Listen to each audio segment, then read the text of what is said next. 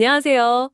오늘 저희가 함께 살펴볼 자료는 바로 이 빵에 대한 건데요. 네. 특히 빵을 한 30일 정도 딱 끊었을 때 우리 몸에 어떤 변화가 생기는지 그런 걸 좀 자세히 다룬 흥미로운 자료들을 좀 봤습니다. 흰빵부터 통밀빵, 요즘 사워도까지 진짜 식탁에서 빼놓기 어렵잖아요. 그렇죠. 거의 주식처럼 드시는 분들도 많고요. 맞아요. 근데 이걸 딱 한 달만 끊어본다니, 어떤 결과가 있을지 보내주신 자료들 보면서 한번 깊이 파헤쳐보죠. 네, 저도 자료 보니까 상당히 흥미롭던데요.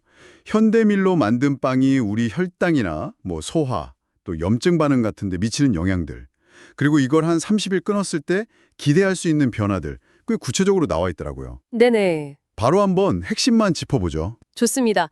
그럼 첫 번째로 딱 눈에 띄는 게 역시 빵이랑 혈당 문제 이거였어요. 네, 중요하죠. 자료에서 보니까 빵의 주성분이 전분인데 이게 거의 당분 덩어리다 이렇게까지 표현하더라고요. 좀 강한 표현이긴 한데 아주 틀린 말은 아닙니다. 아, 그래요? 복합 탄수화물이라 괜찮을 줄 알았는데 생각보다 엄청 빨리 포도당으로 변해서 혈당을 확 올린다고요? 맞습니다. 빵 무게의 상 80%가 전분이거든요. 근데 이게 포도당 사슬이고 그게 입에 들어가자마자 침 속 아밀라아제 때문에 분해가 시작돼요. 아, 입에서부터요? 네. 그러니까 혈당이 생각보다 빨리 오르는 거죠. 그래서 빵을 딱 끊으면 가장 먼저 기대해 볼 수 있는 게 이 혈당 안정이 아닐까 싶어요. 혈당 스파이크가 줄고 그럼 이제 인슐린 분비도 좀 안정화되고요. 장기적으로 보면 인슐린 저항성 개선에도 도움이 될 수 있다. 이런 거죠.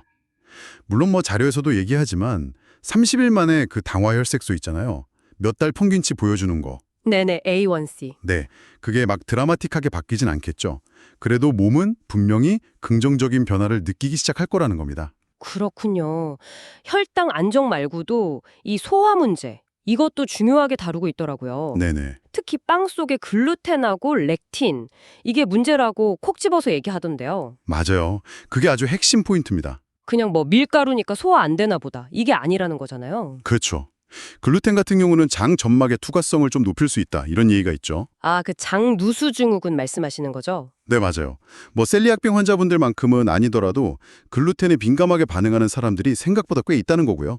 근데 더 주목할 만한 게 그 밀배아 응집소, WGA라고 하는 렉틴인데요.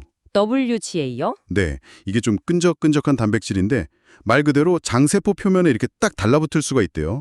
그러면 이제 장벽의 보호 기능도 좀 방해하고 염증을 일으키거나 영양소 흡수까지 막을 수 있다. 이렇게 자료는 설명하고 있습니다. 와, 심지어는 인슐린이나 렙틴 같은 그 포만감 호르몬 신호 전달에도 영향을 줄 수 있다니까 이건 단순 소화불량 차원이 아닌 거죠? 와, 그렇네요. 그럼 빵을 끊는다는 게 단순히 칼로리 줄이고 탄수화물 줄이고 이걸 넘어서 이런 염증 유발 물질이나 흡수 방해 물질 섭취를 딱 중단하는 거군요. 네, 그런 의미가 크다는 거죠. 그럼 소화 불편한 거 없어지는 건 물론이고 영양소 흡수도 더 잘 될 수 있겠네요? 네, 그럴 가능성이 높다고 봅니다. 자료에 따르면요, 피테이트 같은 다른 미네랄 흡수 방해 성분 섭취도 줄고 또 글루텐이나 WGA 때문에 생겼던 장내 염증이나 누수 문제가 개선되면 전반적인 소화 시스템이랑 영양 흡수 효율이 좋아질 수 있다. 이게 자료의 핵심 주장 중 하나입니다. 일부 자료는 자가 면역 질환 위험 감소 가능성 이런 것까지 언급하고 있더라고요. 이야. 그리고 또 하나 진짜 흥미로웠던 게 우리가 지금 먹는 밀 있잖아요. 이게 과거에 그 밀이랑은 아예 다른 거다. 아, 네. 그 부분 저도 인상 깊게 봤습니다. 생산성을 높이려고 엄청나게 개량된 결과물이다 이런 내용이었죠. 맞습니다. 특히 지난 한 50년, 길게 보면 100년 사이에 엄청난 품종 개량이 있었죠. 생산량 늘리고 병충해 잘 견디고 또 빵 만들기 좋게 글루텐 함량 높이는 쪽으로요.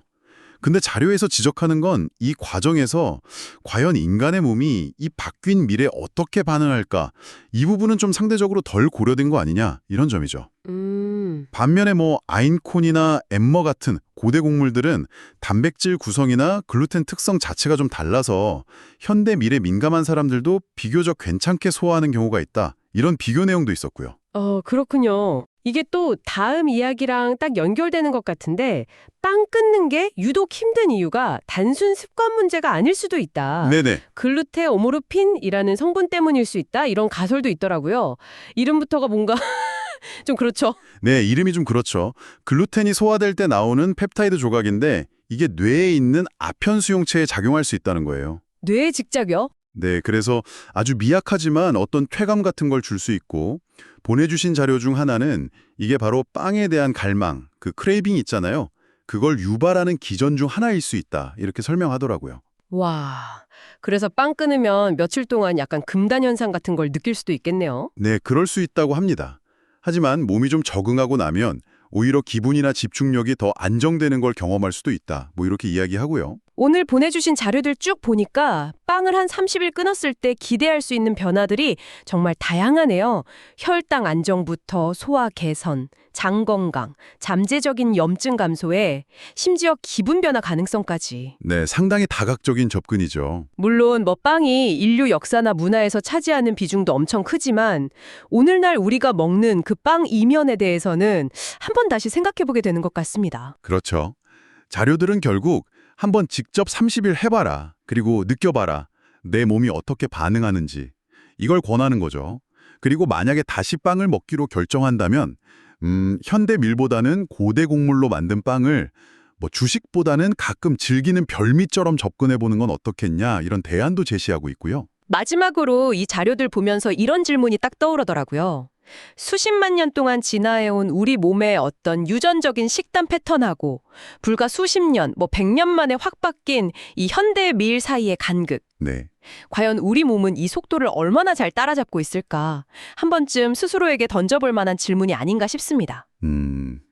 의미 있는 질문이네요. 네, 오늘 이야기는 여기까지 나누겠습니다. 다음에 또 흥미로운 자료들로 찾아뵙도록 하죠.